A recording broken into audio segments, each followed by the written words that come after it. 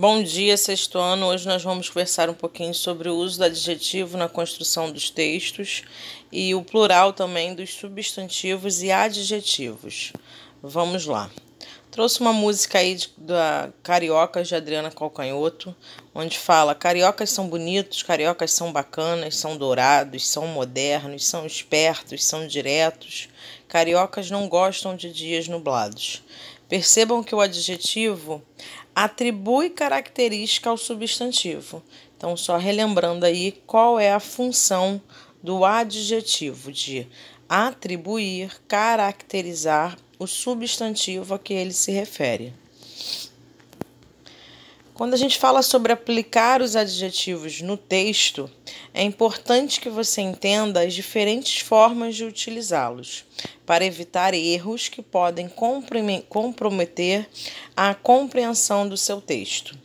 A melhor forma de empregar adjetivos é ser moderado, cauteloso. O excesso de termos pode tornar o texto complicado, dificultando a leitura e o entendimento. Trouxe um exemplo para vocês aí de um texto onde tem um excesso de adjetivos. Era uma manhã clara, fresca, ensolarada. Os pássaros pequenos, barulhentos e agitados, faziam barulho com seu canto doce, agudo e envolvente. Eu estava apressado, mal vestido e desalinhado, mas esperava ir bem na entrevista, apostando em minha personalidade encantadora, comunicativa e amigável. Perceberam como é cansativo o excesso de adjetivos e não se torna um texto claro? Por quê? Os pássaros, por exemplo, são pequenos, são barulhentos e agitados. Aí logo depois a pessoa bota, faziam barulho. Então aí tem uma redundância, um excesso de informações, de características desnecessárias, tá? Então o que a gente tem que fazer? A gente tem que se organizar em relação ao uso do adjetivo, tá? Com essa quantidade de adjetivos, imaginar parece ser uma tarefa muito trabalhosa, porque quando a gente usa o adjetivo, qual é a função de um adjetivo num texto? É fazer com que o leitor imagine aquele objeto ou aquela pessoa que ele está caracterizando na nossa mente. Com tantos adjetivos, a gente fica muito difícil de concretizar aquilo na nossa mente, tá?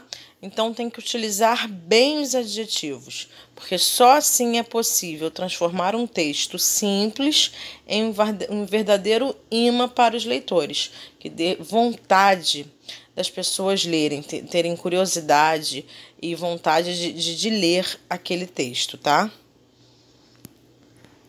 Agora vamos falar um pouquinho sobre as flexões dos substantivos em gênero. Nós sabemos que na nossa língua portuguesa nós temos dois gêneros. O masculino, que sempre vem antecedido pelo artigo o, e o feminino, que é antecedido pelo artigo a. Coloquei uma lista aí de alguns exemplos para vocês. O sabão, o carro, o colchão, a espuma, a mesa. E com o artigo a gente consegue descobrir se essa palavra é feminina ou se ela é masculina. Os substantivos eles podem ser biformes, que quando eu digo que é biforme, são aqueles que possuem duas formas para indicar o gênero, tá? E uniformes, quando tem apenas uma forma para indicar o gênero, tá? Vamos agora eu trouxe aqui algumas informações para vocês dos substantivos biformes, tá? Grande parte dos nossos substantivos terminados em o, quando é masculino, né, mudam para a. Menino, menina, boneco, boneca, gato, gata, tá?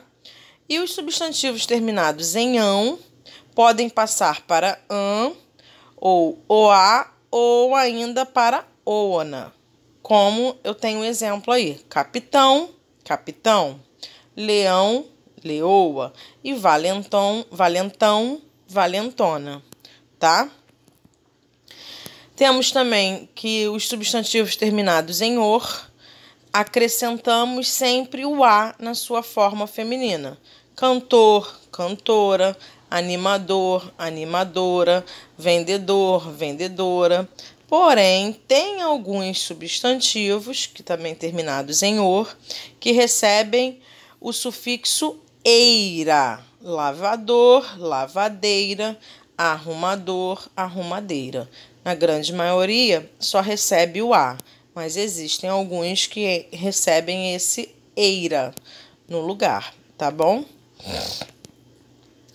Nos substantivos biformes, ainda temos aqueles que possuem palavras totalmente diferentes para o masculino e para o feminino. Como eu trouxe aí uma lista para vocês de exemplos. Bode, masculino, cabra, feminina. Boi, vaca, carneiro e ovelha.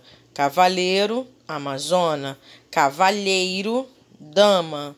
Cavalo, égua. Genro, nora. Homem, mulher. Tá? Então, aqui, nessa categoria dos substantivos biformes, eu tenho palavras totalmente diferentes para indicar o gênero do substantivo.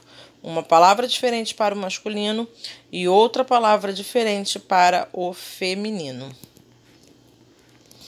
Vamos falar agora um pouquinho sobre os substantivos uniformes. Como eu já disse, são aqueles que possuem apenas uma forma para os dois gêneros, tanto para o masculino quanto para o feminino.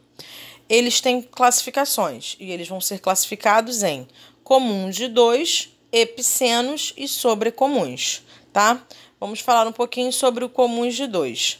São aqueles que vão diferenciar o gênero através da anteposição do artigo o para masculino e do artigo a para o feminino. Então, ele só vai ser identificado o gênero a partir do artigo que vai ser utilizado. O capitalista, a gente sabe que está falando do gênero masculino, e a capitalista, do gênero feminino. A mesma coisa com o estudante e a estudante. O substantivo não sofre alteração nenhuma. Quem coloca o gênero é o artigo que vem antes, tá? O ou o a. Os epicenos, eles entram na categoria dos animais e de plantas que vão se diferenciar acrescentando as palavras macho ou fêmea.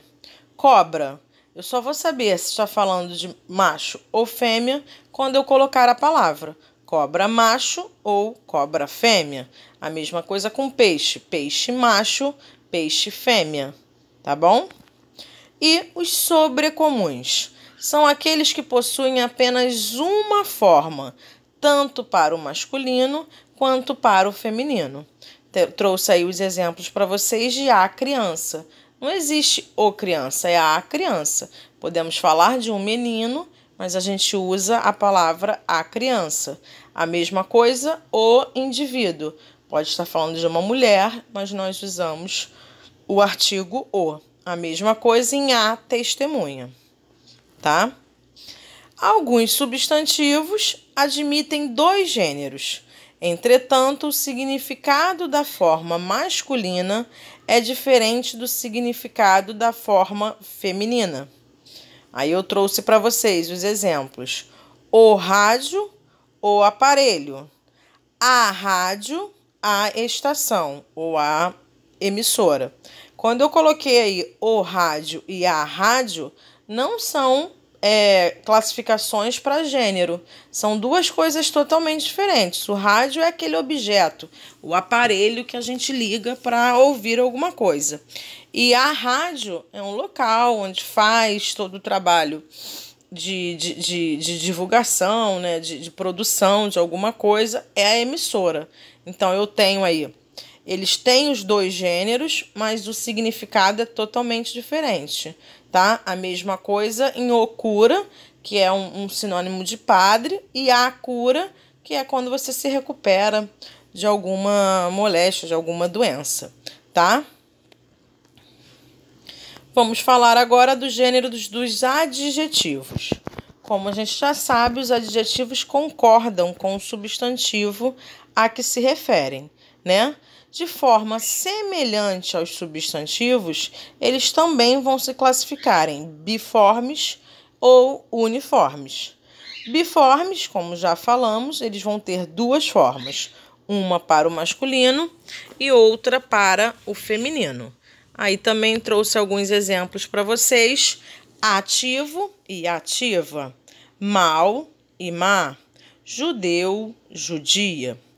E os adjetivos uniformes têm uma só forma, tanto para o masculino como para o feminino. Homem feliz, mulher feliz. Não há mudança de gênero no adjetivo feliz. A mesma coisa em homem grande e mulher grande, tá? Espero que vocês tenham entendido todo o conteúdo. Na semana que vem eu ainda vou passar mais uma revisão com uma folha-tarefa de todos esses conteúdos que nós estamos vendo. Hoje, para reforçar o nosso conteúdo, eu trouxe alguns exercícios do livro. Na página 125, eu quero que vocês façam apenas a questão 1, a 134 toda, tá? E acho que... Desculpa, não é. 134 não é toda, não. Página 125, só a questão 1. Na página 134, as questões 4 e 5.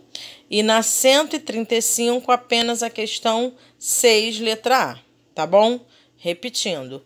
Página 125, só a questão 1. Página 134, as questões 4 e 5. E na 135, apenas a questão 6, letra A. Mais tarde eu lanço o gabarito comentado para vocês. Fiquem com Deus, tá? Beijos.